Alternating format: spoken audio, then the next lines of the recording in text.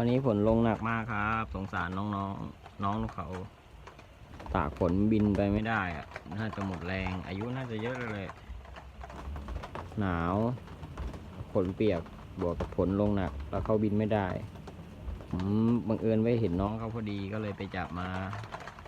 รับไออุ่นจากผมนะครับสงสารจริงๆเขาแก่นะอายุน่าจะเยอะเลยหลับแล้วน่าจะอุ่นนะสงสารจริงๆจ้ะ